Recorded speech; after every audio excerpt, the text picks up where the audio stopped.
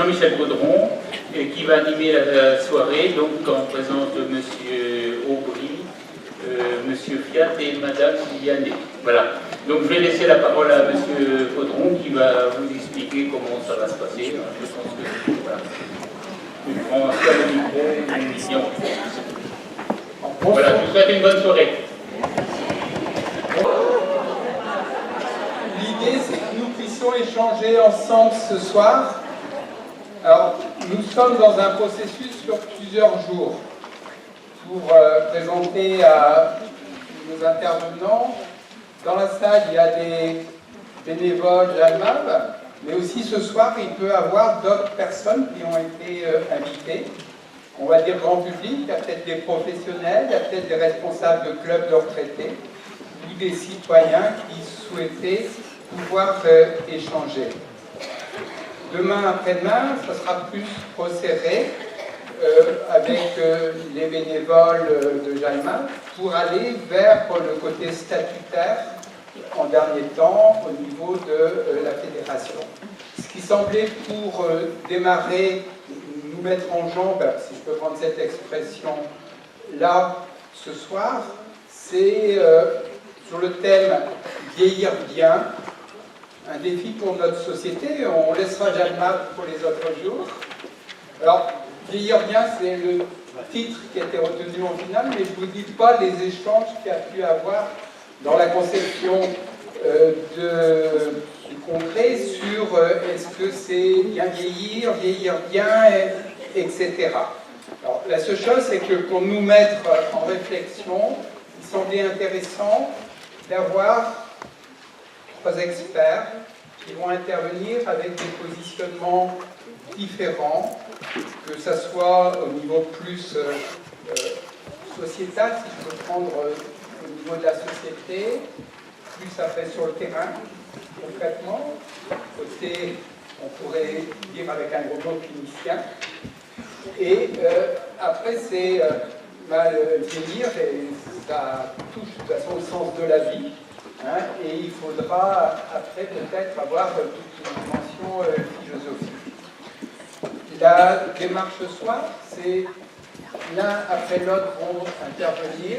Vous gardez bien dans votre tête ou sur votre main ou sur un papier les questions, les remarques, les réflexions que vous pourriez avoir.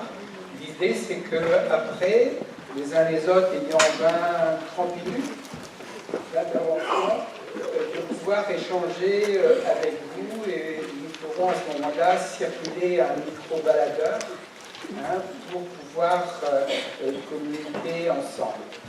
Alors, nous avons 2 heures devant nous. Tout de suite, je vais demander à Régis Aubry. Donc, vous êtes médecin santé publique. D'accord. On met le micro. Donc vous vous occupez de soins palliatifs, mais auprès plutôt de personnes âgées. Allez-y, c'est bon. De soins palliatifs, je suis longtemps occupé exclusivement de soins palliatifs. Je m'occupe effectivement maintenant beaucoup de gériatrie. Et j'interviens ce soir surtout au titre du comité consultatif national d'éthique, dont je suis un des membres, qui m'avait chargé de coordonner un avis justement sur les enjeux éthiques du vieillissement. Et donc, c'est quoi cet avis? Parce que si, dans les échanges qu'on avait eus, vous avez, du moins le comité éthique semblait dire qu'il y avait peut-être un déni autour du vieillissement en France aujourd'hui. Si vous voulez, cet avis est né d'une interrogation.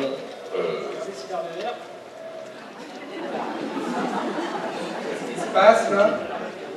Cet avis est né d'une interrogation que je pose, à mon avis, de nombreux citoyens sur ce que vieillir veut dire lorsque vieillir contraint à être enfermé. On ne parle pas dans cet avis des personnes de plus en plus nombreuses qui vieillissent bien, mais on parle d'un corollaire de ce progrès qui conduit de plus en plus de personnes à pouvoir vivre de plus en plus longtemps en bonne santé. on parle d'un corollaire qui est le fait que un nombre croissant de personnes âgées ne vivent pas bien leur vieillesse au point de présenter des signes d'une souffrance existentielle qui est extrêmement importante. Vous m'avez donné la parole, là je continue à... D'accord. Cet avis s'est particulièrement intéressé à ce que vivent les personnes qui sont dans des établissements d'hébergement pour personnes âgées dépendantes. On s'est intéressé à la fin de cette vie, si je peux dire les choses comme ça, à la fin de la vie, de personnes qu'on peut considérer comme non malades. Enfin, je crois qu'on cherche toujours aujourd'hui à comprendre la mort par une pathologie, mais en l'occurrence, ce qui nous intéressait, c'est la fin de l'existence de personnes que la vie a conduit à pouvoir vieillir très très longtemps, qui présentent pour une part d'entre elles, pas forcément des maladies, mais une perturbation de leur indépendance physique, une perturbation de leur autonomie psychique. Et on s'est beaucoup interrogé à la suite de plusieurs travaux qui ont été faits. Je vous donne quelques chiffres ou quelques résultats de ces travaux. D'ailleurs, un qu'on avait mené quand je dirigeais l'Observatoire national de la fin de vie, sur la fin de vie des personnes âgées d'ailleurs, où on avait été surpris de voir, de constater que 70 à 80% des personnes qui sont aujourd'hui institutionnalisées dans des EHPAD, quand on les interroge sur le fait que cette institutionnalisation est choisie ou pas, nous disent que très majoritairement, si elles l'avaient pu, elles auraient choisi de ne pas aller là où elles sont. La grande majorité des gens qui sont aujourd'hui dans des EHPAD sont des gens qui auraient souhaité ne pas y être. Et ce qui peut paraître un peu paradoxal au plan éthique, c'est que ces personnes sont majoritairement là où elles n'ont pas voulu être et qu'on les oblige à payer pour cela. Donc il y a quelque chose qui peut apparaître assez contraire à une éthique du respect des personnes.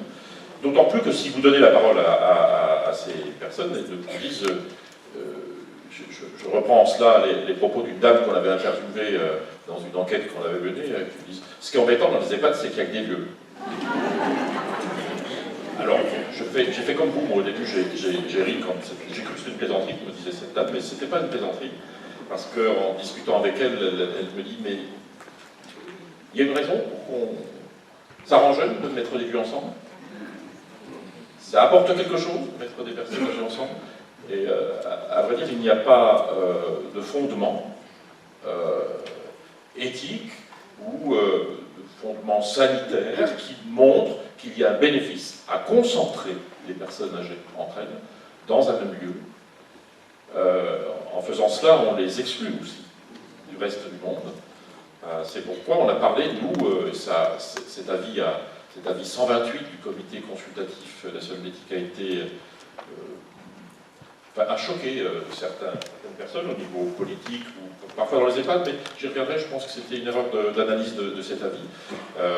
D'aucuns, lorsqu'on a écrit que l'EHPAD était une forme de ghetto moderne, un lieu de concentration de personnes, évidemment les mots ont été choisis volontairement pour choquer, parce que nous voulions attirer l'attention sur le fait qu'il n'y a pas de fondement éthique à mettre des personnes qui n'ont pas envie d'y être dans des lieux où elles n'ont comme vis-à-vis que des personnes. Je reprends d'ailleurs les propos de cette dame dont je vous parlais.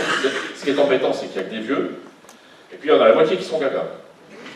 Alors, il faut toujours qu'on fasse beaucoup de travaux en épidémiologie, etc., pour prouver ce que nous disent les gens. Et effectivement, il y a 60 à 70 personnes qui ont des troubles cognitifs sévères, qui sont concentrés dans les EHPAD. Donc tout cela pour vous dire qu'il nous est apparu contraire à une éthique du respect des personnes, de continuer à conduire des politiques d'accompagnement du vieillissement qui n'accompagnent pas les personnes. Et donc c'était l'enjeu de l'interpellation du gouvernement, quand on rend un avis au titre du comité consultatif national d'éthique, c'est pour interpeller les décideurs, et à l'appui de notre avis, nous avons quand même apporté aussi des éléments de preuve de la souffrance de ces personnes. Je répète que je ne parle pas de la vieillesse en général, mais je parle d'une partie de la vieillesse que nous aurions honneur à protéger. je l'ai déjà dit dans d'autres situations, mais je pense qu'une démocratie sonore, quand elle se donne les moyens, politiquement, d'accompagner les personnes les plus vulnérables, il n'y a pas plus vulnérable qu'une personne qui est atteinte de troubles cognitifs sévères. Et donc je pense qu'on est là sur une évaluation, finalement, des politiques publiques, ou de l'absence de politiques publiques. Parce qu'il faut bien reconnaître que les politiques sont à l'image de la société qui les fait, en quelque sorte. On est de toute évidence face à une dénégation massive, sociétale, de cette réalité qu'est le vieillissement. Et on ne veut surtout pas regarder cette partie du vieillissement qui nous fait tous peur, en vrai. Il ne vous a pas échappé qu'on voit assez peu de vieux à la télévision. Enfin, si, on en voit, excusez-moi, on en voit de plus en plus dans les publicités, mais c'est des vieux qui sont jeunes. C'est des vieux qui vont bien, c'est des vieux qui sont en forme, qui ont des belles dents, qui ont manifestement qui ne savent pas ce qu'est l'arthrose, etc. Non, mais il n'y a pas beaucoup de reality show qui se passent dans les EHPAD, par exemple. Et pourtant, il y a plus de monde, et je pense qu'il y a plus d'intelligence dans les EHPAD que dans les reality show, mais ça, c'est une autre question, je pense. Tout ceci pour vous dire que je pense que nous essayons, du mieux que nous pouvons, de ne pas regarder en face cette réalité, qui est pourtant la nôtre. Et elle n'est pas belle à voir, cette réalité. Alors, et cet avis a été marqué par des chiffres, comme je vous le disais, qui sont quand même de nature à devoir nous inquiéter. Ce sont par exemple les chiffres du suicide chez les personnes âgées. Vous savez que la France, c'est le pays, c'est une gaieté folle, ce que je vous dis ce soir, mais la France est le pays où les personnes âgées se suicident le plus en Europe. Et si on va regarder les chiffres de l'Observatoire national des suicides, puisqu'il y a un observatoire des suicides, on est interpellé par le fait que le pic des suicides des personnes âgées se situe autour précisément des décisions d'institutionnalisation. C'est-à-dire que les gens, pour ne pas être institutionnalisés, pour certains d'entre eux, se suicident. Jusqu'à preuve du contraire, le suicide est l'expression ou un indicateur d'une très grande souffrance, de mon point de vue. Et je pense que ces chiffres-là ne sont pas assez travaillés, ne sont pas assez médiatisés, d'autant plus qu'ils sont le reflet insuffisant de la souffrance. Quand vous regardez le nombre de gens qui, une fois entrés dans des EHPAD, se laissent mourir, ils ne sont pas comptabilisés comme des suicides. Les suicides, c'est un acte.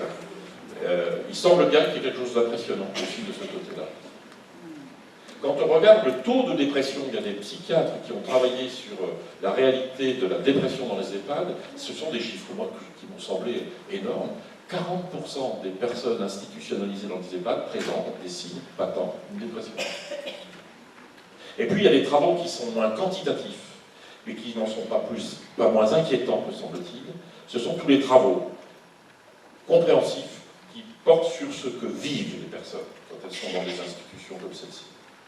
Et ce qui semble se développer de plus en plus dans ces structures, comme je vous l'ai dit, les gens sont majoritairement là où ils n'ont pas souhaité être, c'est quelque chose qui, à mon avis, doit nous inquiéter, c'est ce qu'on a appelé un sentiment d'indignité. Ce sont des personnes qui ont un sentiment, alors, à la fois d'être une charge pour autrui, et puis, dans le discours, c'est ce qu'on appelle les verbatims des gens, on retrouve des mots autour de l'inutilité. Ça renvoie à quelque chose qui est une tendance très forte dans nos sociétés dites modernes, qui survalorise quand même l'action, la performance, l'utilité, voire l'utilitarisme. Parce que je pense que les personnes très âgées, très dépendantes dans les EHPAD sont très utiles. Si on veut bien regarder de près, elles sont au moins utiles à nous rappeler que nous allons être vieux. Et de ce point de vue-là, c'est peut-être intéressant de songer à cela aussi, pour chacun d'entre nous. De la même manière que ces personnes nous rappellent que nous sommes mortels. Et de savoir que nous allons mourir et qu'avant de mourir, nous allons vieillir, dans le meilleur des cas, peut nous amener à être dans une recherche du sens de la vie, en quelque sorte. Rechercher quelque chose qui serait positif. En tout cas, ce sentiment d'indignité corrélé à un sentiment d'inutilité devrait absolument nous obliger à repenser ce devoir d'assistance qu'on a pour les personnes les plus vulnérables. Alors, ici dans la salle, les personnes qui ont des parents dans des EHPAD ne se sentent pas à leur tour culpabilisées par mon propos, puisque ce n'est pas cela l'enjeu. Aujourd'hui, dans l'analyse que nous avons faite au sein du comité consultatif social et éthique, nous avons bien montré que malheureusement, la situation est comme ceci parce qu'il n'est pas possible de faire autrement. Aujourd'hui, par exemple, le domicile qui est souhaité par les personnes, le maintien à domicile qui est souhaité par les personnes, n'est pas souvent, rarement possible dans ces situations-là. Donc on ne peut pas reprocher à l'environnement de ces personnes de faire en sorte que leurs proches soient institutionnalisés. D'autant plus que le sentiment qui anime les enfants de ces personnes est souvent le désir de sécurité pour ces personnes. Mais au nom d'une volonté de sécuriser ces personnes, il faut bien reconnaître qu'on les prive de leur liberté. Et que cette espèce de tension est de nature, à mon avis, à devoir nous interroger. Alors finalement, cet avis, il aurait été vite fait, vite torché, là, parce que d'habitude on plombe à travailler les avis, mais en fait, on s'est dit, c'est tellement évident qu'il y a quelque chose qui n'est pas respectueux, mais il y a quelque chose qu'il faut que nous comprenions dans ce hiatus d'une société qui nie cette évidence, d'une forme de maltraitance institutionnelle. Je ne parle pas des EHPAD, je parle des politiques qui conduisent à cet état de fait. Qu'il nous faut peut-être, pour une fois, parce qu'au sein du comité consultatif social éthique, on sait réfléchir, mais on fait peu agir. Les avis sont souvent un peu éthérés, enfin ça a été reproché au CCLE, et je le dis tranquillement, parce que je pense qu'il y a besoin de cette dimension, de toute façon. Mais là, pour le coup, on s'est dit qu'on va aller un petit peu plus loin pour ouvrir un peu les pistes autour de tout cela, parce que de toute évidence, l'analyse de ce qui conduit à ce constat nous a amené à dire que ça n'était pas contre les EHPAD qu'il fallait lutter, mais contre le fait qu'il n'y ait pas d'alternative à l'EHPAD dans ces situations dont on ne parle. Et très vite, on s'est rendu compte, alors on n'a pas inventé le fait à couper le beurre dans ce que je vais vous dire là, mais que l'élément clé du maintien à domicile, il tient à deux instances, des proches, je crois que vous en parlerez tout à l'heure, et des professionnels de l'aide à domicile. Vous savez, ces gens qu'on paye mal, qu'on forme mal, et qu'on envoie au casse-pipe pour s'occuper de gens qui, comme ils vont mal, ont une espèce de déversoir de leur angoisse existentielle et de leur colère d'être comme ils sont vis-à-vis de ces personnes. Un des métiers les plus difficiles qu'il s'agit, à mon avis, de penser à valoriser. Nous nous sommes dit qu'il fallait absolument avoir une politique volontariste et valorisante de ces métiers difficiles, si l'on voulait permettre le maintien à domicile. Nous nous sommes dit aussi qu'il fallait absolument avoir, mais je ne vais pas insister puisque Hélène Guénet va en parler, mais je vais ouvrir ce terme un peu de l'aide aux aidants, comme on en parle, tout en étant très prudent sur le fait qu'il ne faudrait pas que l'on passe d'une extrême à une autre et que aider devienne une injonction, voire une obligation. On fait ce qu'on peut. Et aider n'est pas forcément devenir le soignant de ses parents, par exemple. Si on pouvait faire en sorte que les enfants restent des enfants, ça pourrait être assez intéressant et respectueux des uns et des autres. On voit que cette confusion qu'il y a parfois, cette idée que finalement les enfants pourraient, par devoir moral, se substituer au déficit de soignants et devenir des soignants, donc ne pouvant plus être des enfants, et ne plus être eux-mêmes non plus, il y a quelque chose qui s'appelle une forme de maltraitance qui est en germe derrière tout ça. Donc nous nous sommes dit aussi qu'il fallait développer probablement de nouvelles formes de solidarité, puisque cette réalité que je vous ai décrite, de façon un peu caricaturale, mais réelle, témoigne d'un défaut ou d'un déficit de solidarité dans notre société. Alors, les solidarités peuvent être dans l'aide aux aidants, les solidarités peuvent être dans le développement du bénévolat, mais là aussi, de la même manière qu'il ne faut pas procéder par injonction vis-à-vis des aidants en disant « vous êtes aidant, donc vous devez vous occuper de vos parents », il ne faudrait quand même pas qu'on s'appuie exclusivement sur le bénévolat pour compenser les carences sociales ou les carences politiques dans une société. Il y a besoin d'une dimension bénévole ou de fait, parce que de fait, les solidarités comportent une dimension altruiste. Il y a besoin de cette dimension-là. Mais il est évident, à mon avis, que les solidarités, ça peut passer par ce que je vous disais aussi, c'est-à-dire mieux rémunérer et mieux recruter, mieux former des professionnels qui vont pouvoir bien s'occuper de personnes âgées. Pour moi, c'est quelque chose qui est une espèce de réflexion fondamentale de tout ça. Dans nos propositions également, on s'est attaqué très prétentieusement à la formation des professionnels de santé, en se demandant si la tendance de notre société à médicaliser le vieillissement et la fin de la vie était une tendance toujours justifiée. Si faire au seul motif qu'on sait faire dans le champ de la médecine conduit à faire souffrir, il faut interroger la finalité, la fonction de l'action médicale.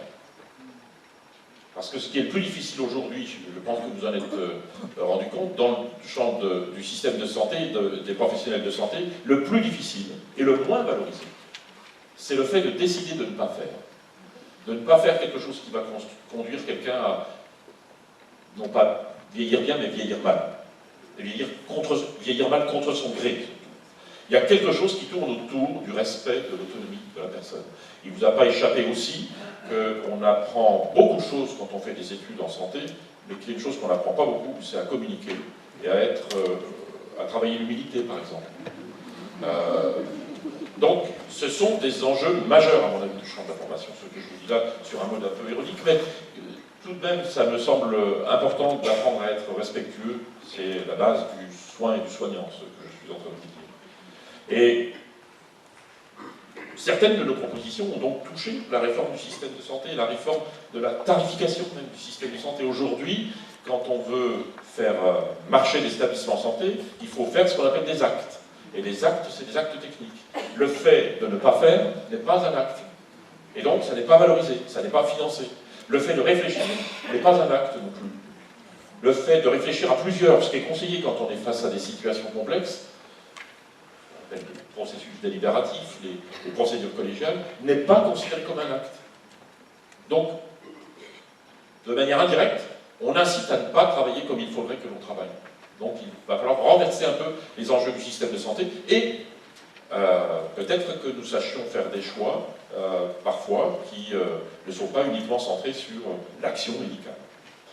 Je pense que quand on interroge les personnes âgées, alors je dirige maintenant un service de gériatrie dans un CHU, certains travaux qu'on a menés sur qu'est-ce que souhaitent les personnes âgées. Des travail assez idiot. Hein. Ben, quand même, ce qui ressort majoritairement et qu'on va peut-être essayer de publier, c'est que les personnes âgées, elles aimeraient surtout qu'on leur foute la paix. Qu'on ne décide pas pour elles. Ça n'est pas parce que quelqu'un est âgé, et en l'occurrence a des troubles cognitifs, qu'il a un tracé électroencéphalographique plat. Ça n'est pas parce que quelqu'un a un trouble cognitif sévère qu'il n'a pas une vie psychique. Ça n'est pas parce que quelqu'un a des troubles cognitifs qu'il ne ressent plus. C'est même peut-être l'inverse. Et donc, il y aurait peut-être lieu d'inverser un peu la façon de voir les personnes âgées dans les troubles cognitifs, et plutôt que de se dire qu'elles ne comprennent rien et de dire qu'il faut éviter qu'elles aient des troubles du comportement, peut-être nous dire que nous ne les comprenons pas. Ça serait une façon, à mon avis, assez différente, et ça éviterait de les concentrer dans des lieux où, pour qu'elles ne gênent pas leur environnement, on les contraint, physiquement, chimiquement. Il y a quelque chose de honteux derrière tout cela de mon point de vue. Et puis je vais terminer mon propos, puisque on doit tenir dans les 20 minutes, mais je pense que vous me dites ainsi. Je vais terminer mon propos sur des propositions qui sont très terre à terre, mais dont j'ai vu avec plaisir qu'elles étaient reprises hier par la ministre de la Santé dans l'annonce du plan de grand âge, qui trouve ses racines pour une partie dans cet avis que nous avions rendu. Alors, pour une partie, hein, pas le monopole de la réflexion sur le grand âge. Nous avons beaucoup pensé qu'il était important de repenser l'EHPAD, non pas de nier la place des EHPAD, mais de repenser la place. Par exemple, une proposition qui a fait sourire certains était que demain, lorsque l'on construira un immeuble, il serait peut-être intéressant d'y penser à y mettre quelques places de ce qu'on appelle aujourd'hui un EHPAD. Pour éviter que ces places soient concentrées dans un même lieu, on les met dans des immeubles et on a une politique de l'incitation aux solidarités autour. Les loyers sont moins chers s'il y a de l'assistance. Il y a des manières, à mon avis, de susciter des formes de solidarité. Et puis, un EHPAD, ça peut être une équipe de professionnels qui peut se dépasser dans un territoire qui est le territoire de la personne. Donc, nous avons recommandé, de repenser le respect de l'autonomie de la personne, et particulièrement lorsque la personne a une atteinte de son autonomie. Plus quelqu'un est atteint dans son autonomie, plus il faut valoriser l'autonomie restante et la respecter. Et donc, le symbole de l'autonomie, c'est le choix. Quand quelqu'un fait un choix, c'est quelque chose qu'il faut entendre. Le refus du respect du choix de lieu de vie des personnes est un refus de respect de la personne. Repenser l'organisation de notre système d'accompagnement du vieillissement qui n'accompagnait pas ce vieillissement-là, puisqu'il amenait, finalement, il amène aujourd'hui ces personnes dont on pense qu'il faut qu'elles aient plutôt un environnement ouvert à être dans un milieu fermé. Repenser donc la politique de tout EHPAD, valoriser les professionnels du domicile, changer la formation des professionnels de santé, et puis lutter, ça c'est un plan que nous appelons, je termine vraiment là-dessus, lutter contre ce qu'on pourrait appeler l'agisme, c'est-à-dire une forme de ségrégation qui est liée à l'âge. Si vous me donnez quand même 2 minutes, j'illustre un peu le propos parce que j'ai vu ça à titre personnel il y a quelques années. Mon propre grand-père était institutionnalisé dans un EHPAD. Mon grand-père était déjà un homme assez lent, nature. Et vieillir, c'est ralentir. Ça n'est pas toujours perdre, c'est ralentir. Et mon grand-père, qui était déjà lent, l'est devenu encore plus en vieillissant. À 90 ans, je me souviens d'un petit matin où dans l'EHPAD rentre l'aide-soignante, adorable, polie, qui dit à mon grand-père « Bonjour, comment allez-vous » Et elle entreprend tout de suite la toilette, puisque vous le savez, il s'agit de battre un record, et il faut pouvoir faire en 10-12 minutes une toilette complète. Je me trompe peut-être en disant cela, parce que ça doit être moins que ça encore. Donc elle travaille avec beaucoup de célérité, ça sent l'eau de colonne pour finir, et mon grand-père a le drap sous le nez, elle lui dit au revoir, elle s'en va, et mon grand-père répond enfin pour lui dire « pas trop ». Lorsque je suis sorti de la visite que j'ai faite à mon grand-père, elle m'a dit « il est gentil, votre grand-père, c'est dommage qu'il ait vraiment des troubles cognitifs, il est assez dément ». Écoutez, je ne sais pas qui est dément, mais je sais que mon grand-père n'est pas, parce qu'il vous a bien répondu, mais vous étiez déjà parti. Et les temps des vieux ne croisent plus les temps de référence de notre société. Vous allez dans un hôpital, vous allez dans un service d'urgence, arrivent des vieux, 70% de l'activité des services d'urgence se situe autour de personnes âgées. L'urgentiste, il va vite, c'est son métier quand même, hein, il fait vite, mais comment voulez-vous que l'on respecte le rythme des personnes âgées dans un service d'urgence? Il y a une espèce d'inadéquation autour de tout ça. Ça aboutit parfois, et je n'accuse personne parce que ce n'est pas en accusant qu'on fait avancer les choses, mais à une forme de maltraitance qui est d'autant plus importante parce qu'elle n'est pas consciente.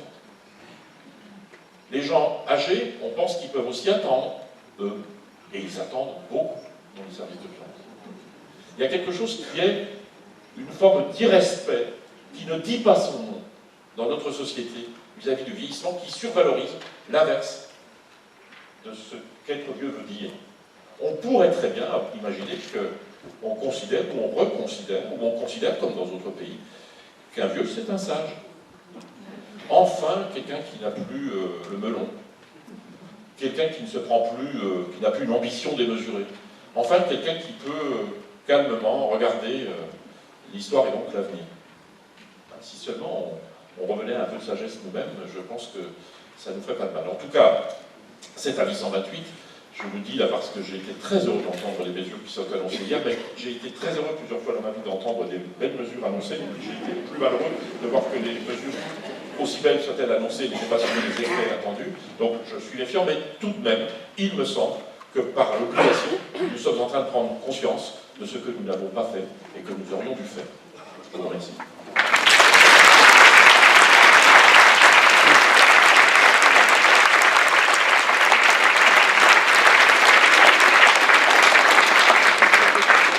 Merci Régis. Alors la consigne, hein, vous gardez bien dans votre tête, sur votre main, dans le creux de la main, sur un papier, ce que vous voulez dire. Nous allons enchaîner et nous aurons un temps de débat ensemble. De toute façon, un certain nombre d'éléments que Régis a pu apporter dans mon intervention de demain, dans les tables rondes, ça sera aussi repris. Merci pour tout cet apport. Donc, on a eu jusqu'à présent avec Régis une approche plus au niveau de l'ensemble de la société, avec Hélène Vianney qui est psychologue et psychanalyste. Donc là, nous allons partir de la personne elle-même et de ses plus proches. Et là, c'est vos patients dans votre vie professionnelle et vous avez envie de nous partager, avec nous ce vécu et je pense que ça va vous faire réagir aussi sur vos propres vécus comme bénévole, comme enfant proche de l'humanité. Merci. Hélène? D'abord, je vais régler le micro, vous allez dire si ça va. Et je vais vous parler du domicile et de la difficulté d'être aidant à domicile face aux turbulences. Je vais m'expliquer. Parole de proche.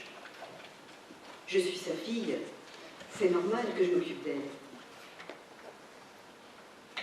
Si je sors faire un petit tour, même si c'est juste pour aller à la pharmacie pour chercher ses médicaments, il panique. Et il ne sait plus où il est.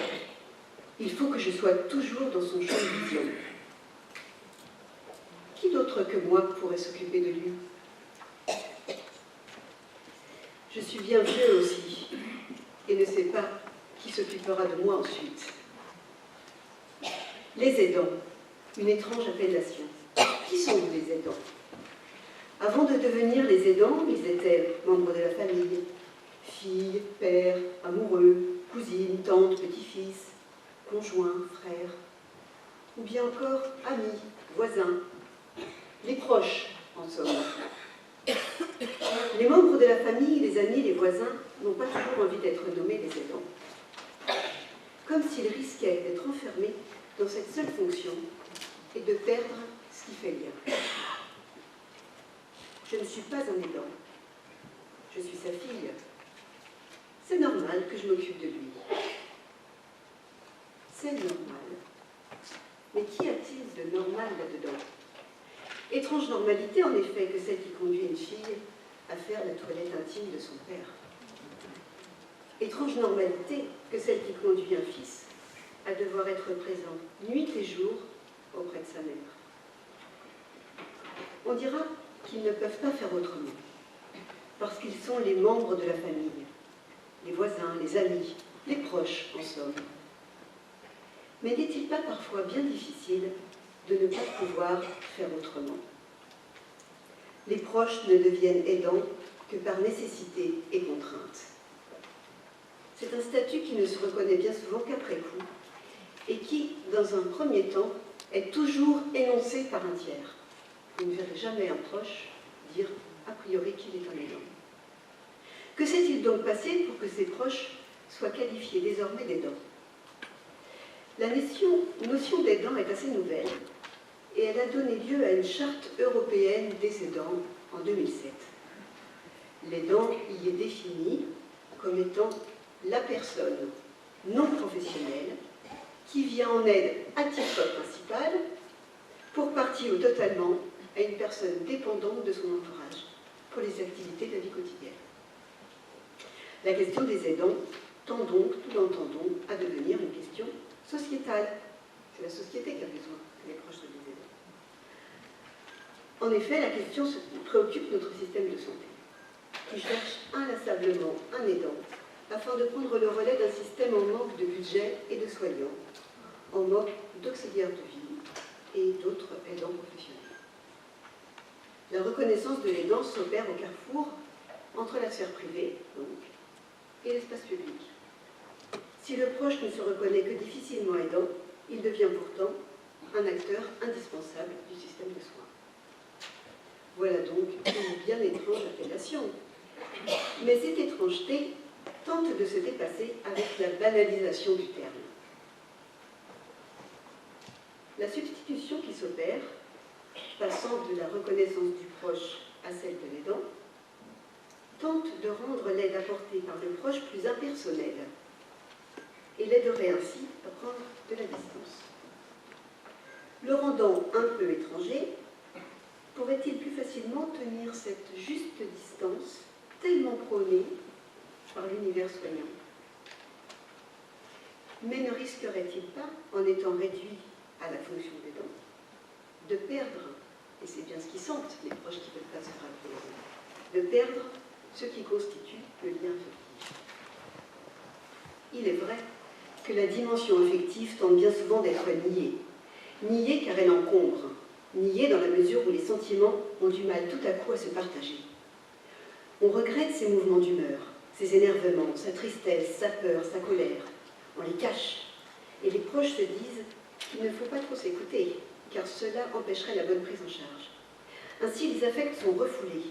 On se tait, on encaisse, on ne parle à personne de ce par quoi on est traversé, car il s'agit de rester un bon aidant. Et un bon aidant n'a pas le droit d'en avoir assez, de dire qu'il est fatigué ou d'être triste. Si je suis triste, c'est pas ça qui va l'aider. Il faut que je sois positif, se confie un monsieur très âgé s'occupant de sa femme alitée. S'il dit, et dire n'est pas forcément se plaindre, s'il dit ses doutes ou sa fatigue, s'il dit qu'il a peur d'être un mauvais aidant, d'être jugé, il a peur d'être accusé par la société, d'être accusé par les auxiliaires de vie, d'être accusé par les autres membres de la famille, et il redoute à son tour d'être abandonné. Alors la dimension affective tente toujours de se refouler, et c'est l'agir qui domine. On fait, on s'occupe, on gère, on tient, on n'est jamais fatigué. Par conséquent, il n'est pas rare d'entendre les proches énoncer qu'ils sont comme à la tête d'une petite entreprise, qui emploie divers professionnels et qui les coordonne. C'est eux qui sont là, qui ouvrent la porte, qui s'assurent de la venue. C'est eux qui ont peur de prendre leur douche ou d'aller aux toilettes, parce que c'est toujours à ce moment-là que l'infirmière venant au domicile sonne à la porte. C'est eux qui ne se sentent plus vraiment chez eux, car leur maison est envahie de matériel et toujours de nouvelles personnes, parce que ça tourne. Autre soignant ou autre que le soignant. Les proches entendent et éprouvent au quotidien que leur malade a besoin d'eux. Ils entendent et éprouvent aussi que la société compte sur eux. Mais les proches expriment, si on est à l'écoute, ils expriment très souvent leur crainte de faire mal, leur crainte de mal faire ou de faire du mal. Leur crainte peut aller jusqu'à celle du risque de tuer. Que leurs gestes puissent en être responsables, que l'on puisse les en accuser, ou qu'ils puissent s'en accuser. La mort est si présente, elle fait si peur, c'est si tabou. Une si grande peur qui pourrait même être à l'origine parfois de préférer que tout cela cesse. On va en finir une bonne fois pour toutes. Quel effroi face à de telles pensées. Comment dormir alors, tourmentés qu'ils sont par toutes ces questions? Questions le plus souvent impartageables, c'est tabou. Et pourtant, hélas, liées à des craintes bien réelles. Parole. Il est si agité. Je ne dors plus. J'écoute sans cesse s'il se lève. Et si je m'endors, c'est là qu'il me réveille. Il me parle comme en plein jour. L'autre jour, j'ai retrouvé la salle à manger le petit matin sans dessus-dessous. Mais ne le répétez pas, hein, sinon ils vont me l'interner. Et ça, c'est sûr, ça le tuerait. Et moi, je ne m'en remettrai jamais. Non, je préfère m'enfermer dans ma chambre à double tour et ranger le lendemain matin. La crainte des proches est donc de faire du mal ou de mal faire. Mais leur crainte est aussi que leur malade leur en veuille. Qu'ils leur en veuillent s'ils sont obligés de partir en maison de retraite ou en EHPAD. Ils ont alors peur d'être trop épuisés, d'être à bout et de ne plus pouvoir prendre soin. Or, l'épuisement quotidien ne peut hélas se résoudre avec la simple proposition de faire venir plus d'aidants professionnels. On aimerait bien. En effet, non seulement ces aides sont très souvent très chères, financièrement, mais il faut d'autre part que le proche soit suffisamment en confiance pour confier son malade à un autre. Par conséquent, un travail de tissage entre les soignants, les bénévoles, la personne âgée et les proches sera un préambule absolument indispensable pour trouver ou retrouver la confiance. Et peut-être penser à un autre lieu, à un lieu de répit. Le tissage entre les différents intervenants à domicile, c'est la confiance acquise peu à peu. C'est dès l'entrée dans une maison, une écoute de ce qui s'y passe. Une trame, comme au tissage, faite de paroles et de gestes, et des fils de différentes couleurs, tissant des liens entre chacun des intervenants, qui deviendrait une tapisserie précieuse, faite de confiance et d'ouverture. L'entrée dans la maison. Lorsqu'un professionnel ou un bénévole entre dans une maison, vous en avez tous l'expérience, l'atmosphère est palpable. Imperceptiblement, tous nos sens en éveil, on capte quelque chose si on y est attentif. Une auxiliaire de vie me racontait combien elle savait, dès le pas de la porte, comment allait le patient et sa famille. Tension, angoisse, odeur, petit désordre inhabituel ou au contraire rangement inattendu. Mais attention, pas d'interprétation. C'est pas parce qu'on sent les choses qu'on doit faire des interprétations, parce qu'on peut se tromper. Mais savoir qu'on sent. Parce que c'est surtout avec les petits détails et l'écoute de ce que peuvent nous dire les malades et les proches qu'un certain savoir se constitue.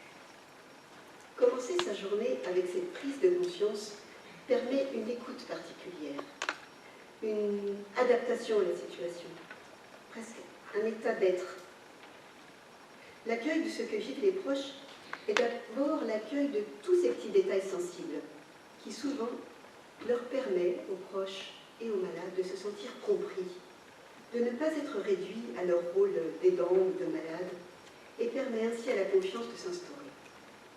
Alors, un tissage, ce fameux tissage entre les professionnels, les bénévoles et les proches, peut se déployer. Si la confiance est là,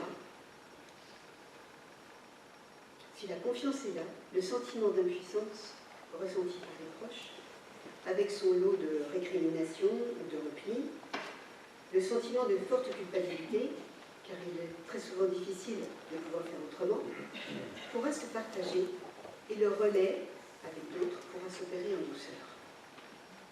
Car notre expérience nous enseigne que passer le relais pour le proche peut s'avérer tout à fait inconcevable. Ce qui nous semble évident, à savoir qu'il suffirait de plus de présence pour que l'aidant puisse prendre soin de lui, n'est pas si évident. L'expérience, chaque jour, nous enseigne le contraire. Car pour les proches, il n'y a que peu d'autres à qui passer le relais en toute confiance. Il y a même absolument peut-être personne. Même s'ils demandent à corps et à cri et espèrent plus d'aide et plus de présence, lorsque ces aides arrivent, ils ont vraiment du mal à s'en servir. Pourquoi? Parce que ça nous met vraiment en échec, en fait, quand on met tout un projet bien en place pour soutenir les proches et puis tout d'un coup, ils n'en mettent pas. Pourquoi? Parce qu'ils ne sont jamais tout à fait sûrs et certains que l'autre fera aussi bien qu'eux. Ou peut-être qu'ils ne supporteraient pas qu'un autre fasse aussi bien qu'eux. Il leur est donc, comme à nous tous, dès que nous sommes aidants, très difficile de passer le relais. Et même si le relais peut se passer, comment se reposer alors que celui de qui on prend soin depuis tant d'années est inconfortable, angoissé, a du mal à respirer, ou pleure sans s'arrêter? Parole. Comment pourrais-je sortir rejoindre mes amis à la chorale et le laisser seul à la maison alors que je ne peux pas tourner le dos 5 minutes sans qu'il m'appelle? Et si pendant ce temps il lui arrivait quelque chose? Les bénévoles sauront-ils le rassurer? Interrogez avec les proches ça, au lieu de dire mais si, ils vont le rassurer. Qu'est-ce qui vous inquiète? Interrogez avec eux ce qui est difficile.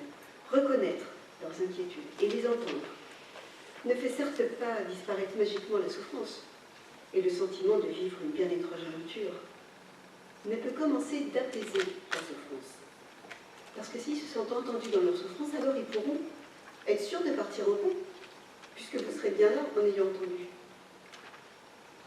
Le foyer de bien des souffrances ressenties par les aidants est ce sentiment de ne plus reconnaître ses propos, ses pensées, de ne pas avoir de chambre d'écho pour les accueillir. Parce que parfois leurs pensées, elles sont très dures, et c'est très dur pour eux d'avoir des pensées dures. Les proches ont en effet parfois des mots bien durs à l'égard de celui dont ils prennent soin.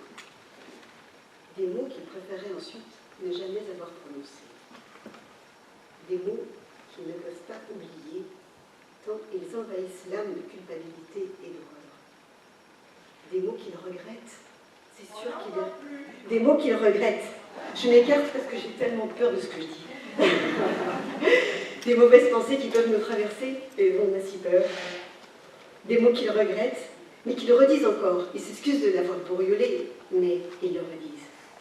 Et ça les submerge de honte. Des mots, et même parfois des gestes qui bousculent, des gestes qui secouent, des mouvements trop brusques, des petits coups parfois. Et si ce ne sont des gestes, c'est le désir parfois de pincer, de claquer, de crier. Désir qui est très traumatisant pour chacun des aidants. Parole. J'aimerais partir en vacances sur une île déserte, loin de tout, et surtout de lui.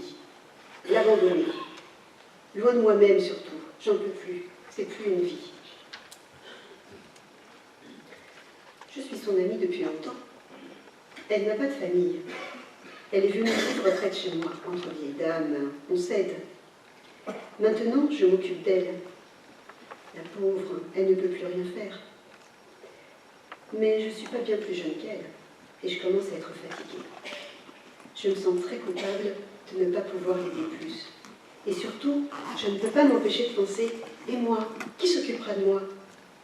Lorsqu'elle sera plus là, je serai seule et sans personne. Vous savez, je sens que je lui en veux. Je lui en veux en fait qu'elle parte avant moi. Nous avons vu qu'aider une personne âgée, qu'aider une personne gravement malade, démente ou handicapée, requiert beaucoup d'énergie et peut être épuisant, tant sur le plan physique que sur le plan psychologique. La fatigue et les mauvaises pensées font que l'on se reconnaît plus. C'est pas moi, penser des choses pareilles. Non, vraiment, c'est pas moi. De ce fait, la prise en charge peut vite devenir un fardeau trop lourd à porter et entraîner fatigue, épuisement, rupture des liens familiaux et sociaux. Et des études ont mis en lumière la diminution de l'espérance de vie des proches.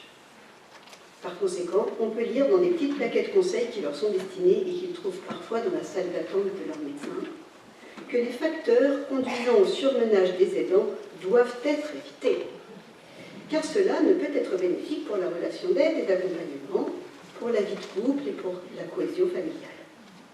Pourtant, c'est pas si simple. Que faire de telles informations une fois qu'on les a lues? Ces petites plaquettes conseils disent combien il est important d'éviter le surménage et semblent précisément conseiller aux proches de ne pas se surmener. Mais comment ne pas se surmener? Comment éviter le surmenage alors qu'on est seul à s'occuper de tout? Seul à venir préparer les repas après son travail, à assurer les gardes tous les week-ends, seul pour faire les courses, les repas, aller à la pharmacie, faire les démarches administratives, et Dieu sait si elles sont nombreuses, la toilette.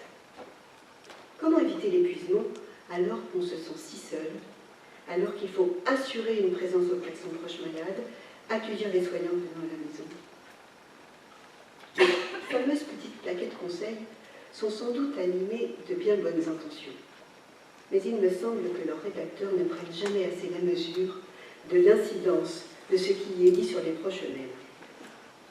Et de fait, bien souvent, ces derniers éprouvent à les lire un sentiment d'impuissance, voire même de révolte. Car, comment faire pour éviter la fatigue? Qui pourrait m'aider? On me dit de me reposer, mais comment pourrais-je le faire?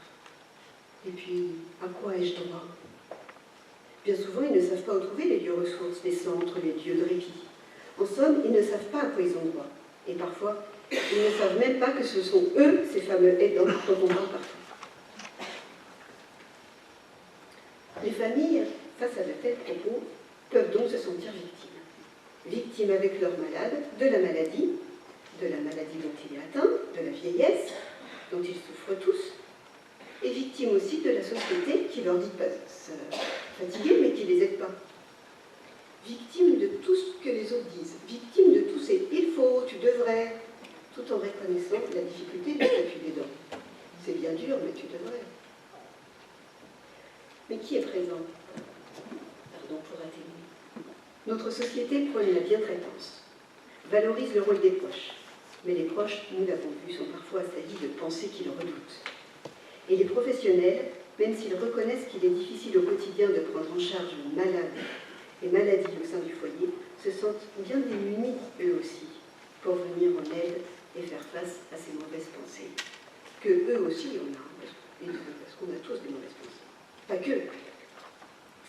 C'est pourquoi je fais l'hypothèse que d'entrouvrir la boîte de Pandore, celle qui recèle les pensées les plus sombres, celle que l'on ouvre avec peine, je fais l'hypothèse que d'entrouvrir cette boîte de Pandore et d'écouter et d'entendre ce qui n'ose se formuler procurera déjà un soulagement. Et de ce soulagement, de cet apaisement, pourra se reconnaître l'accompagnement comme une richesse. Car être le proche d'une personne qui vieillit, qui devient démente, qui s'altère, qui est un malade, est aussi une richesse. Parole. Depuis que ma mère est entrée en EHPAD, je peux la rencontrer. Bien sûr, on ne parle plus comme avant, car elle n'a pas toujours des propos cohérents. Mais nous sommes en paix. Je lui raconte son histoire, lui parle de ses parents. Je valorise même les choix qu'elle a faits pour nous. Et c'est vrai que je pense maintenant qu'elle a toujours essayé de faire au mieux. Pourtant, qu'est-ce que je lui en ai voulu? Maintenant, je peux rester assise près d'elle et repriser un peu ses vêtements. Nous sommes assez calmes. Lorsqu'elle vivait dans la maison, mon frère était toujours là. Je ne pouvais venir la voir sans qu'il soit là, entre nous. Je venais pour prendre le relais, pour qu'il puisse aller se reposer. Et lui, il restait, et il mettait son grain de sel. Il y avait beaucoup de rivalité. Toujours chercher à savoir qui de nous deux ferait le mieux. Il était toujours là et me lançait sans cesse des piques, ne me laissait jamais tranquille avec moi. Je sentais ma maman comme séquestrée entre ses murs. Maintenant, elle est plus libre. C'est paradoxal, non? Mais nous sortons d'un parc avec son fauteuil, on écoute les oiseaux, on regarde les fleurs, nous partageons des choses simples. Nous continuons notre histoire, et je fais la paix avec elle. Elle a certainement fait du mieux qu'elle a pu, même si elle m'a beaucoup empêchée de vivre ma vie. Enfin, je peux dire que je me suis beaucoup empêchée moi-même. Je voulais toujours lui plaire. J'avais peur de ne pas y arriver. Je n'ai pas vraiment vécu la vie que j'aurais aimée. Je lui en ai beaucoup voulu. À l'EHPAD, les soignants sont là. Ils l'aiment. Ça m'étonne. Mais alors, ils m'ont aidé à la rencontrer autrement. C'est formidable. Enfin, c'est un peu triste aussi. Elle est si vieille. Et moi aussi, maintenant, je suis si vieille. Enfin, mieux vaut tard que jamais. Cette richesse, donc, sera d'autant plus grande qu'on pourra reconnaître avec un autre, avec soi-même et quelques autres, ce par quoi notre âme est traversée et qui nous fait plus ou moins horreur. Cette boîte interne et intime est si difficile à ouvrir. Pourtant, nous l'entendons, reconnaître en soi ses mauvaises pensées, et surtout oser les énoncer, par exemple qu'elle en voulait beaucoup à sa mère, donnera à la rencontre une richesse incomparable. C'est-à-dire que si on peut exprimer ses mauvaises pensées, on pourra aussi développer les meilleures. Alors que si on se retient tout, on explose parfois, on se retient, on explose, et finalement on s'empêche de vivre et de se rencontrer. La maison de retraite ou l'EHPAD sont souvent pensées comme des lieux très redoutés. Je n'irai jamais en maison de retraite, peut-on entendre très souvent. Mais pourrait-on les penser comme des lieux possibles de répit? Lieu de répit, là encore, il ne faudrait ni réduire, ni banaliser ce nouveau concept. La notion de répit évoque en amont une situation de déplaisir. S'il vous plaît, un peu de répit, ça veut dire qu'on se fout. Et le désir d'un repli. Et c'est bien parce qu'on s'y trouve une dimension de déplaisir qu'il est difficile pour le proche de l'accepter. Reconnaître que celui qui est vieux ou qui est malade fait souffrir est en effet toujours très douloureux. Alors la question venant aux lèvres est un répit pour qui? Pour qui sont ces lieux dont vous me parlez? D'un autre côté, demander au malade ce qu'il souhaite, c'est ce qu'on peut espérer de mieux, mais c'est prendre le risque d'être très étonné de sa réponse. Et il est très difficile de pouvoir supporter la réponse de l'autre dès lors qu'elle ne correspond pas à ce qu'on pensait être le mieux pour lui. Alors parfois, nous pouvons entendre qu'un monsieur ou qu'une dame âgée souhaite aller vivre dans une maison de retraite alors que personne dans l'entourage n'était préparé. Et ça peut faire des conflits de famille parce qu'on pense que c'est la fille qui a mis ça dans la tête de sa mère. Ou bien l'inverse, il ou elle ne veut pas, refuse de signer, refuse de partir, crie, pleure, se déprime, alors que tout le monde pense que c'est mieux pour lui. Et c'est vraiment très difficile d'être confronté au désir très contradictoire de la personne âgée plus ou moins dépendante. Et parfois, il peut même y avoir les deux vérités. C'est-à-dire qu'un matin, on veut bien partir, et puis le soir, plus du tout. Alors, aucune réponse ne sera satisfaisante. Et l'aidant sera confronté à l'insupportable altérité, c'est-à-dire que l'autre est vraiment toujours différent de moi. À l'insupportable culpabilité aussi d'être obligé de devoir faire des choix, comme vous disiez, de devoir faire des choix qui peuvent aller à l'encontre des souhaits les plus profonds. Et on sait bien que ça déprime, et on ne peut pas faire autrement, et on se sent très coupable. Pourtant, lorsqu'on écoute des personnes âgées, on peut entendre bien souvent qu'elles disent avoir besoin de se reposer, besoin de s'en remettre à un autre qui soit pas trop proche, besoin d'arrêter un temps de dépenser beaucoup d'énergie pour faire plaisir, pour rassurer, pour ne pas inquiéter. Car ils sentent, ils savent, ils éprouvent qu'ils pèsent sur la famille. Elle ne fait plus rien que de s'occuper de moi. Je l'énerve. Je n'ai pas faim, alors qu'elle me prépare des petits plats. Je sens bien que ça l'énerve. Et ça m'énerve. J'ai encore eu une diarrhée. Je ne peux rien faire seule. Même pas me tourner dans le lit pour l'aider. Qu'est-ce que je la fatigue. Je ne veux pas que mes enfants me voient comme ça. Je préfère faire la morte, disparaître, me mettre à l'ombre. Être malade, se sentir vieillir, devoir rester habité, ne plus faire les mêmes choses que dans le temps, c'est entendre au loin les bruissements de la maison. C'est être présent sans pouvoir être actif. C'est laisser sa place à l'autre, aux générations suivantes. Pour cuisiner, faire le ménage, organiser la vie quotidienne, c'est passer le relais. C'est se retirer. Vieillir, être malade, oblige à des adaptations et souvent des renoncements, car rien n'est jamais tout à fait comme nous aurions aimé le faire nous-mêmes. Ainsi, le lavabo n'est jamais tout à fait assez propre. Le café est toujours un peu trop froid ou un peu trop fort. La soupe a un goût bizarre. Les draps ne sont pas assez tirés. Les chaussons toujours dans le passage, mal rangés. Vient le moment où l'horizon se bouche. Alors il devient salutaire de montrer par nos présences qu'un mouvement est encore possible, qu'il est possible de s'exiler ailleurs, qu'une fluidité, c'est-à-dire le mouvement même de la vie, est encore possible. Voilà pourquoi le simple projet d'un séjour peut être revivifiant. Et que même dire non à un projet, ça peut être vivifiant. Ça peut être ça qui peut être vivifiant. Parce que l'imagination peut permettre à l'horizon de s'entrouvrir.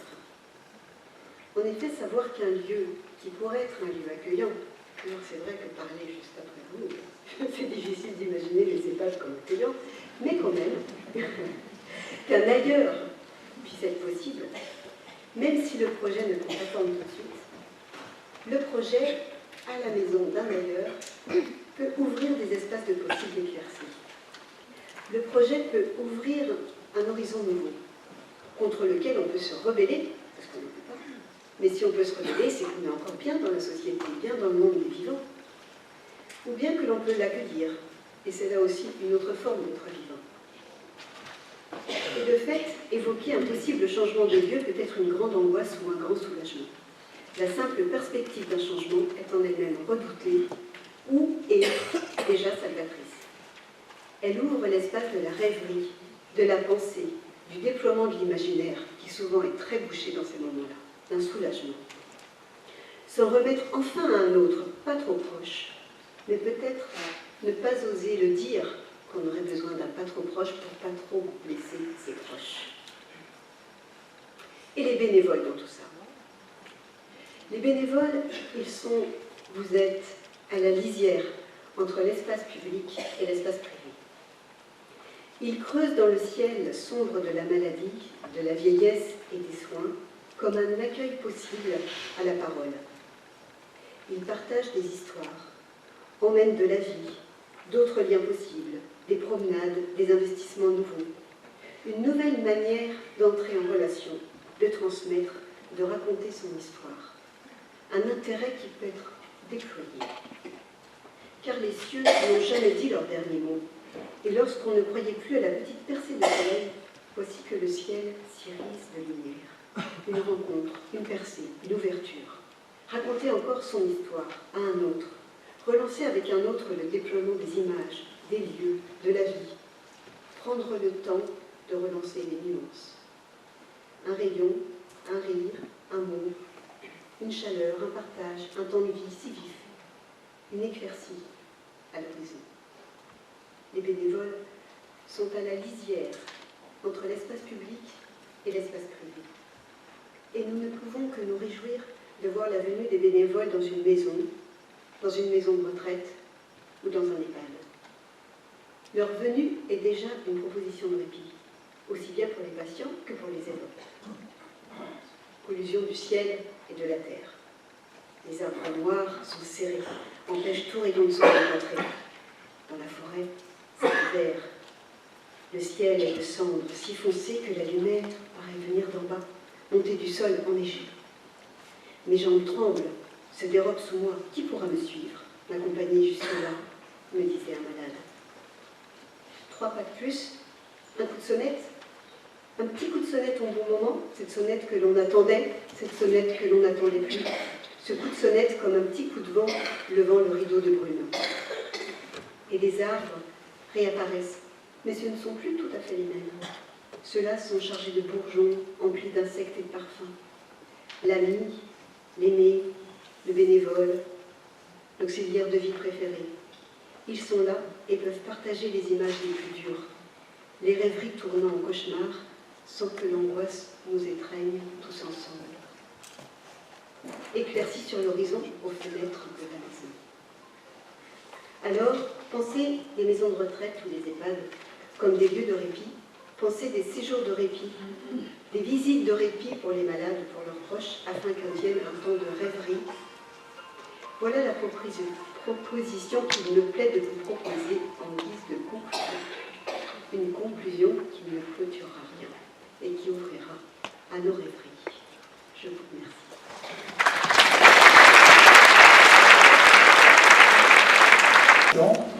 Et qui me permet d'aller maintenant vers Eric. Vous êtes philosophe et nul n'est parfait, oui je sais. Vous êtes expert en éthique médicale, je ne sais pas trop ce que ça veut dire.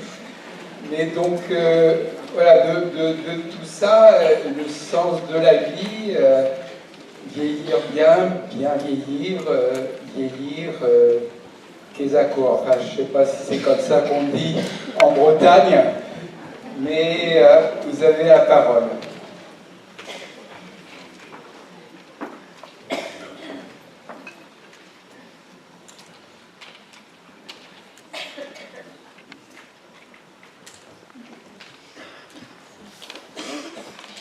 Alors, merci tout d'abord, Régis, pour tes propos une nouvelle fois si puissants et si confondants de justesse. Et merci Hélène aussi pour vos propos que j'ai trouvés d'une finesse, d'une subtilité rare. J'ai toujours pensé que la psychologie était supérieure à la philosophie, qu'elle abordait le phénomène humain avec beaucoup plus de finesse, beaucoup plus de subtilité que ne le font souvent les philosophes. Vous venez d'en donner une très belle illustration dans cette manière d'écouter les états d'âme les plus fins, les plus subtils, les plus cachés de ceux qu'on appelle les aidants. Vraiment merci. Je voudrais, avant de commencer, rendre hommage à la présence dans cette assemblée d'un personnage que je respecte, que j'admire, et même que j'aime, si cette impudeur m'est permise. Je parlais du professeur Scherer.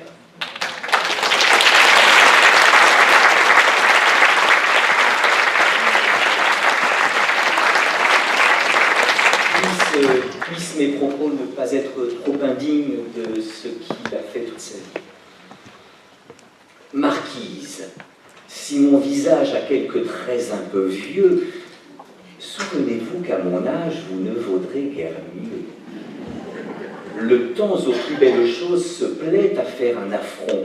Il saura faner vos roses comme il a ridé mon front. Le même cours des planètes règle mes jours et vos nuits. On m'a vu ce que vous êtes, vous serez ce que je suis, disait le vieux Corneille à quelques jeunes filles. Ce à quoi la jeune fille devait répondre, selon Tristan Bernard, puis selon Georges Brassens, « Peut-être que je serai vieille, répond Marquise, mais j'ai 26 ans et je t'emmerde en attendant. » Et bien, c'est peut-être parce que la jeune fille teinte au vieux Corneille à peu près ce langage, que Corneille devait quelques années après faire dire à Don Diègue dans la scène 4 du premier acte du Cid, « Ô rage, ô désespoir, ô vieillesse ennemie, n'ai-je donc vécu que pour cette infamie ?» Voilà l'hypothèse que je prendrai pour épigramme à cette causerie vespérale. Ne soyez pas impressionnés, causerie vespérale, c'est une conférence qui a lieu le soir. Et l'épigramme, c'est un mot qu'on met au-dessus, un épi de blé, un épi de cheveux, c'est ce qui dépasse. Parce qu'en effet, l'hypothèse est que c'est peut-être parce qu'il arrive un peu trop souvent que dans notre société, les marquises de 26 ans disent au vieux Corneille « je t'emmerde en attendant », que c'est peut-être développé progressivement dans notre société cette idée selon laquelle la vieillesse, en effet, est une ennemie, voire une infamie. Pourtant, ces mots de Corneille, ces mots de Don Diègue m'ont toujours beaucoup étonné. Qu'est-ce qu'il y a de rageant? Qu'est-ce qu'il y a de désespérant? Qu'est-ce qu'il y a d'infamant dans le fait de vieillir? Le vieillissement s'inscrit dans ce qu'on pourrait appeler la logique métamorphique de la vie. Le fait que la vie, en effet, change de forme. Et il faut distinguer justement entre un être vivant et un objet, car un objet inerte ne vieillit pas, il s'use. Les objets subissent le temps, mais ils n'en font rien. Les objets ne sont ni en forme ni pas en forme. Ils ont une forme. Alors c'est vrai que les vieillards sont rarement en forme, et c'est vrai que souvent l'âge déforme, corrompt, abîme, défait. Mais toutes ces altérations, toutes ces métamorphoses sont cependant signes de vie. On n'a pas trouvé mieux pour ne pas mourir que de vieillir, si vous me permettez cette évidente banalité. Et voilà, malgré toutes les expressions qui parfois nous viennent à la bouche au sujet des vieilles personnes, vieux machin, vieux truc, vieux débris, eh bien, il faut distinguer entre la vieillesse et la vétusté. Il faut distinguer un vieillard d'une vieillerie et la fatigue de l'usure. En effet,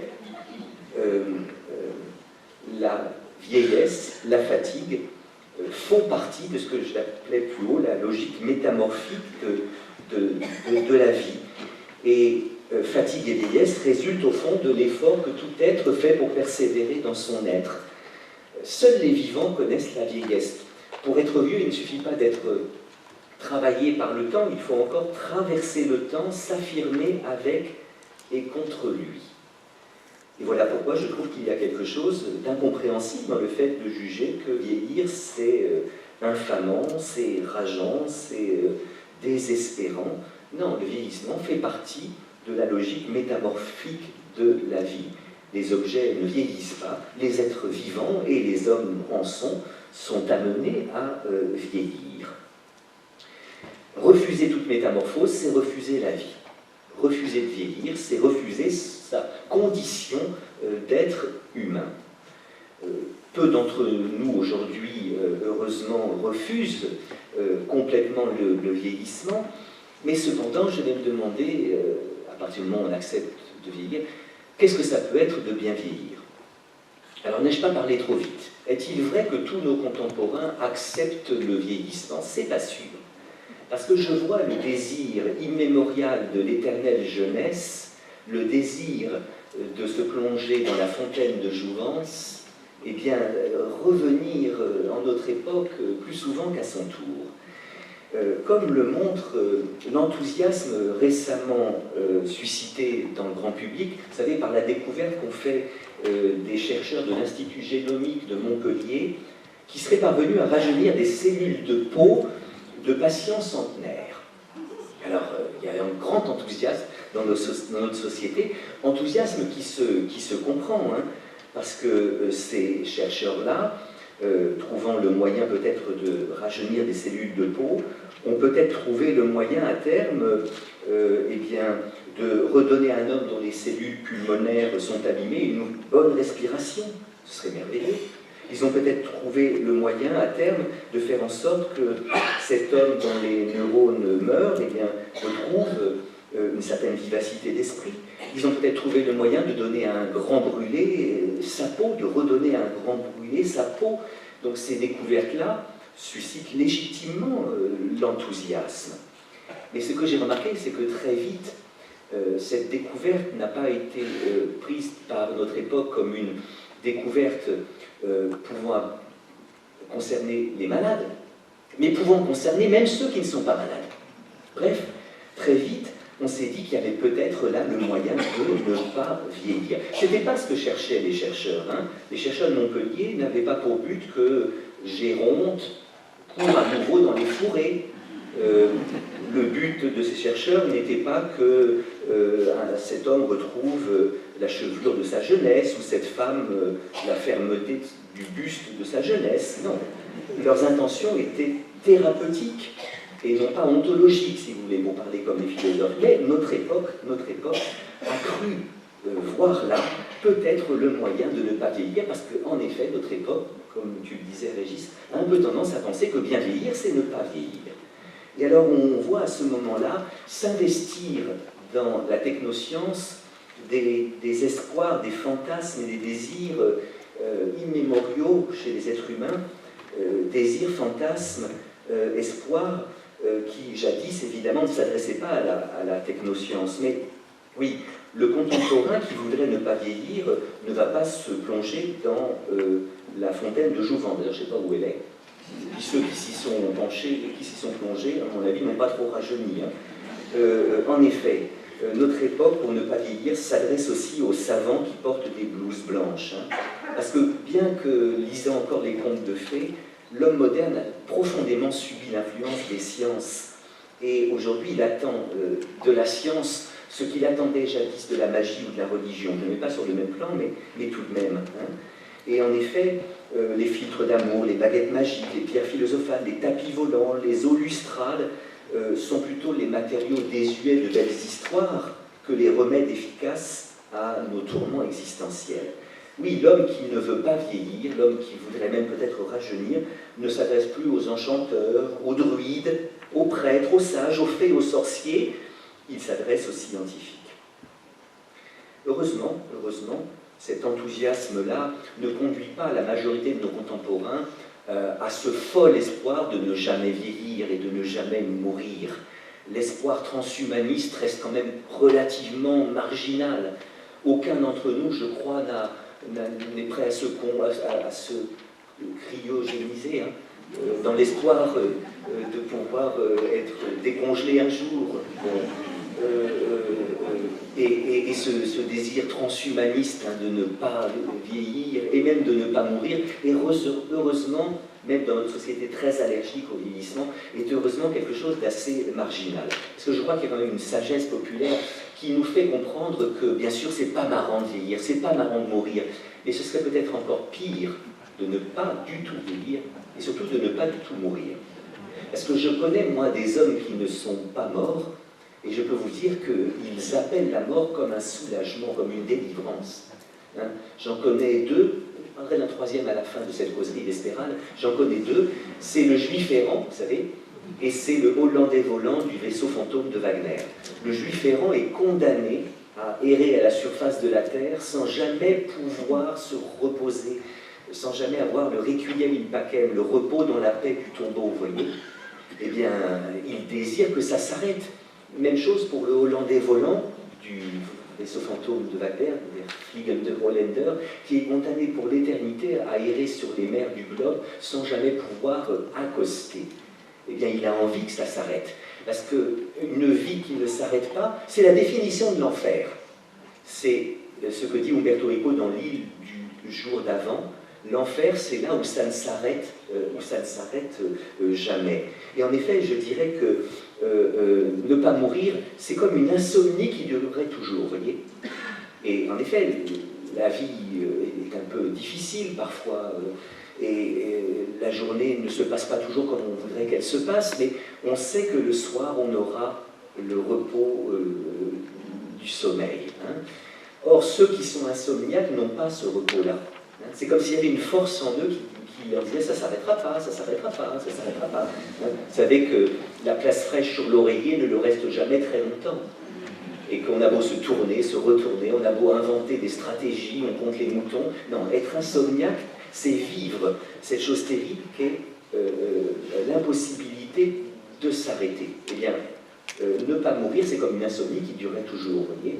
Donc, même si nous avons tous été un peu enthousiasmés par l'idée que ces chercheurs pourraient faire qu'on ne vieillisse pas, voire qu'on rajeunisse, heureusement qu'il y a quand même dans notre époque très allergique au vieillissement, une sagesse populaire qui nous fait quand même penser qu'il faut vieillir et il faut mourir. Et que ne pas mourir serait peut-être pire que de mourir, vous voyez. Cependant, bon alors d'accord, vieillissons. Vieillissons, mais comment? Mais comment? Eh bien, il me semble que, même s'ils sont d'accord avec l'idée qu'il faut bien vieillir, que le vieillissement s'inscrit dans la logique métamorphique de la vie, il me semble que nos contemporains voient se proposer à eux des images de la vieillesse également fausses. Car si l'on lit la presse un peu, eh bien, on a l'impression que la présentation de la vieillesse qui est donnée aujourd'hui est étonnamment clivée. Parce que vous avez d'un côté des vieux qui ne sont pas des vieux, de l'autre côté des vieillards totalement décatis. Hein. Les représentants de notre époque se fait de la vieillesse sont étonnamment clivés. Ou bien on célèbre des vieux qui sont restés jeunes, vous voyez. Alors c'est Jean d'Ormesson, il a bien fini par mourir, mais enfin, c'est des couvertures de bien des magazines spécialisés qui nous reviennent en mémoire, ou des seniors, on appelle ça des seniors, où des seniors étonnamment séduisants nous sourient de toutes leurs dents. Ou bien, de l'autre côté, on déplore ce naufrage que serait la vieillesse, menant à une vie qui n'est plus une vie, à une vie de légumes, et toute notre époque d'être saisie par le spectacle de vieillards qui attendent la mort dans un mouroir, on appelle ça un EHPAD, bavant et faisant sous eux. Or, la plupart des vieillards, des personnes âgées, ne sont ni d'un côté ni de l'autre, vous voyez. Ces deux images ne correspondent pas à la réalité. La réalité, c'est un allongement de la vie qui ne s'accompagne longtemps que de handicaps relativement mineurs. Hein. Mais il semble qu'un rappel régulier de la réalité n'entame pas cette présentation manichéenne des choses. Il semble que le rapport à l'âge des hommes d'aujourd'hui n'ait d'autre alternative que celle de la victoire ou de la défaite. Alors d'Ormesson, il a gagné. Et puis, ma grand-tante, elle a perdu. Ou bien on est victorieux de l'âge et l'on devient un senior, ou bien c'est l'âge qui emporte la victoire et l'on devient un vieillard. Hein. La superbe d'un côté, la déchéance de l'autre. Or, il me semble que ce sont là deux manières d'éluder la question du vieillissement, deux façons de ne pas comprendre ce que c'est que de vieillir. Et il me semble que pour présenter une image juste du vieillissement, il faudrait peut-être rappeler la morale de la fable de La Fontaine, le chêne ou le roseau. Ce qui m'amènera à dire que, selon moi, bien vieillir, c'est vieillir comme le roseau plutôt que comme le chêne. C'est vieillir en juste plutôt qu'en héros.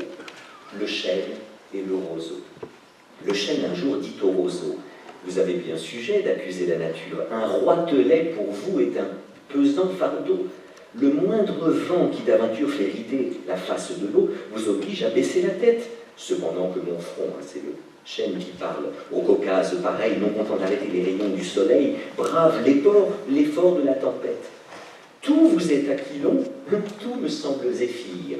Ça, c'était deux vents, et le zéphyr est un tout petit vent, alors que l'aquilon est un vent puissant. Eh bien, le chêne dit au roseau: tout vous est aquilon, tout me semble zéphyr. Encore, si vous naissiez à l'abri du feuillage dont je couvre le voisinage, vous n'auriez pas tant à souffrir, je vous défendrais de l'orage, mais vous naissez le plus souvent sur les humides bords des royaumes des vents. La nature envers vous me semble bien injuste. Réponse du roseau: votre compassion, lui répond l'arbuste, part d'un bon naturel, mais quittez ce souci. Les vents me sont moins qu'à vous redoutables. Je plie, mais ne romps pas. Vous avez jusqu'ici, contre leurs coups épouvantables, résisté sans courber le dos, mais attendons la fin. Comme il disait ces mots, du bout de l'horizon accourt avec furie le plus terrible des enfants que le Nord eût porté jusque-là dans ses flancs. L'arbre tient bon, le roseau plie, le vent redouble ses efforts, et fait si bien qu'il déracine celui de qui la tête au ciel était voisine, et dont les pieds touchaient à l'empire des morts. Jean de La Fontaine, Le chêne et le roseau, fable 22 du livre 1. Eh bien, en effet, il me semble que bien vieillir, c'est peut-être choisir le roseau plutôt que le chêne. Parce que, de toute façon, le vieillissement, ben oui, nous fera plier, nous altérera, nous corrompra, nous ralentira, nous changera. Or, il me semble que plutôt que de le refuser, l'assumer est peut-être plus sage. Ce qui m'amène à dire que le juste vieillissement consiste à vieillir en juste plutôt qu'en héros.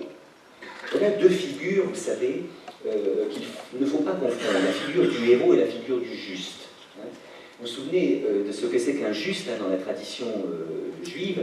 C'est un homme qui a sauvé un juif de la solution finale. Or, vous savez que la plupart des justes, quand on leur dit qu'ils sont admirables, qu'ils sont des héros, ils disent non, non, non, mais pas du tout. Moi, je n'ai fait que mon travail. La notion de juste a rapport avec la justesse. Il s'agit de bien faire son métier d'homme. Et je crois qu'il faut distinguer entre celui qui vieillit en héros et celui qui vieillit en juste. Celui qui vieillit en héros, c'est celui qui justement ne veut pas vieillir. C'est celui qui se présente comme un chêne. Moi vieux, jamais. Moi fatigué, jamais. Celui qui vieillit en juste, c'est celui qui dit « bah oui, je vieillis, et donc ça m'a altéré, ça m'a changé, ça m'a corrompu.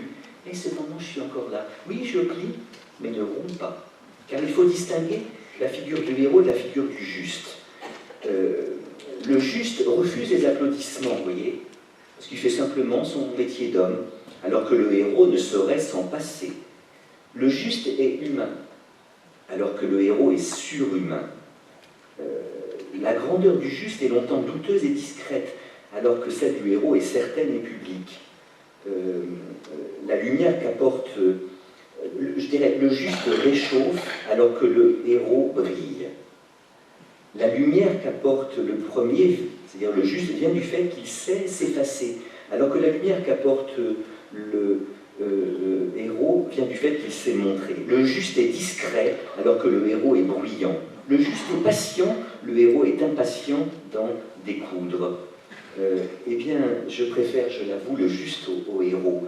Et le héros est celui, justement, qui, comme un chêne, ne vieillirait jamais, comme un roc ne vieillirait jamais. En fait, c'est un menteur, car forcément, le temps l'altère, le corrompt, l'aliène. Et je crois qu'on vieillit mieux en assumant le vieillissement qu'en le refusant. Être un héros, c'est faire front, c'est se présenter à l'adversaire que c'est le vieillissement de face, mais cet adversaire l'emportera.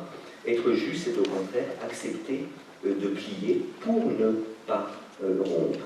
Et il me semble en effet que la leçon d'Homère, la leçon de Brassens, c'est que on vieillit mieux en assumant les métamorphoses que le vieillissement implique qu'en les refusant toutes. La chirurgie esthétique, ma foi, nous crée souvent d'étonnants spécimens tératologiques. Qu'est-ce que j'entends par là? Tératon, ça veut dire le monstre en grec. Et un monstre, c'est un être hybride. C'est-à-dire que vous avez un cheval, bon, le centaure, mélange de cheval et d'homme.